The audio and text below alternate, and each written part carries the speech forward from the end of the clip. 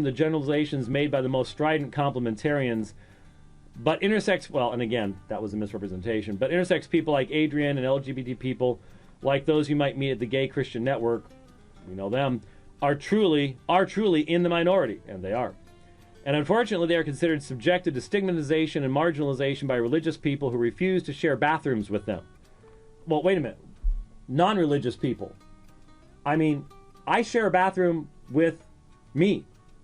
Most of the time, then within a family unit, you might have to do things similar to that. But are you really telling me there is a religious duty to share a bathroom with someone who is of the physical opposite sex?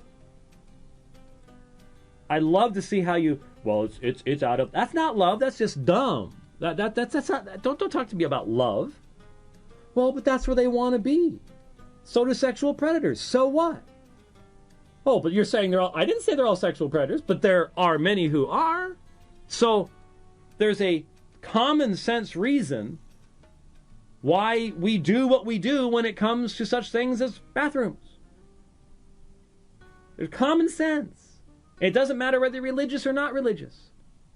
It has nothing to do with that. Oh, but if you just love people... No. If I just love people, then I expect that to go two directions. And I would expect an actual, if you're talking about a Christian who experiences same-sex attraction, say, let's just go with the LGB part, maybe.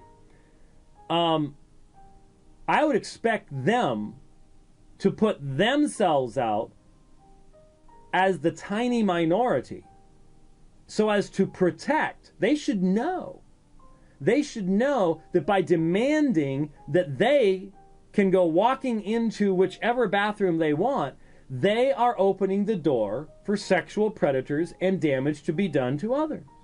So they should voluntarily do what they need to do to not force the 99.95% of the population into a dangerous situation. It's self-centeredness, abject self-centeredness, that demands this of others.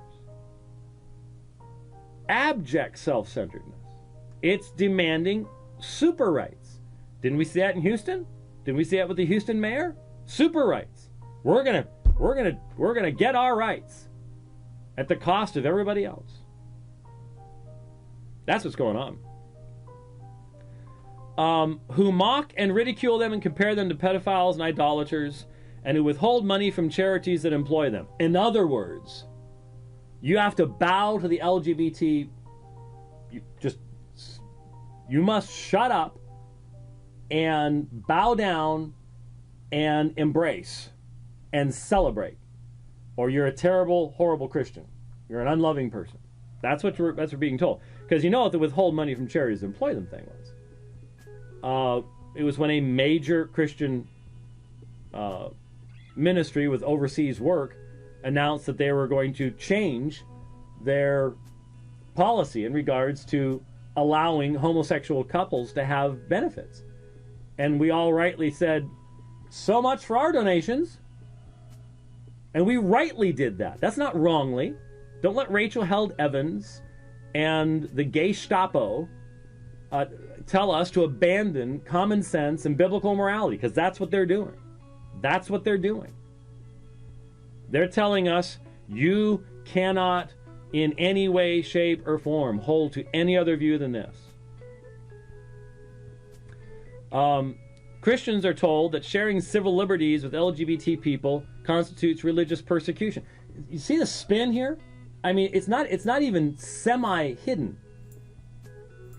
The idea is what society is going to give to others to encourage behavior.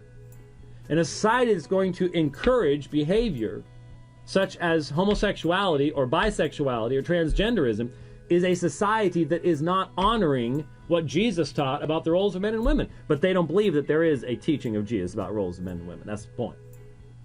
This is what theological liberalism and apostasy gets you.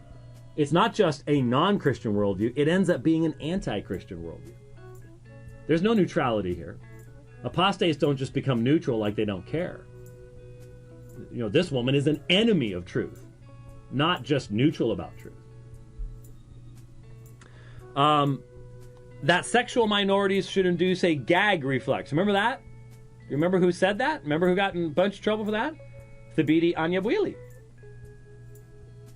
And so there isn't any behavior that should cause it. I mean, how many years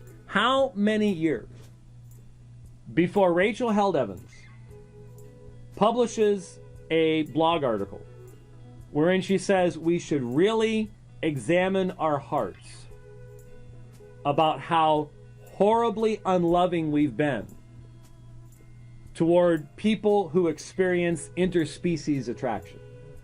How long? How long? What basis? I mean, seriously, the only basis I've ever heard these leftist loons come up with is, well, now maybe some of you don't want to explain this to your kids, but it's coming. I'll warn you ahead of time. This is the only explanation I've heard so far. You ready? Here's the only explanation that's been offered. It must be a consensual relationship, and the animal can't give consent. That's all they can come up with. Because they don't have a worldview that defines human sexuality or mankind in such a way that there's anything else they can say. They've got nothing else. So that's all they've come up with. It's non-consensual. How long is it going to be before you get the blog article? We've just been so unloving and so condemning, and I've met some people and they've talked to me about how this is all they've ever known, and it's just the way God made them, and it's a gift to them, and they've just been they've been cast out, and we need to love these people. And how long? Somebody write it down. I'm asking on April 5th of 2016. How many years before we see that blog article? Good question. Good question. Real quickly, because I'm going really long here and I want to get to to some other stuff. The gospel of Jesus Christ is not so fragile as to be unpinned by the reality that variations in gender and sexuality exist, nor is it so narrow as to only be good news for people who look and live like Ward and June Cleaver. This glorification of gender binaries has become a dangerous idol in the Christian community, for it conflates cultural norms with Christian morality and elevates an ideal over actual people. That is insanity being expressed in Christian garb.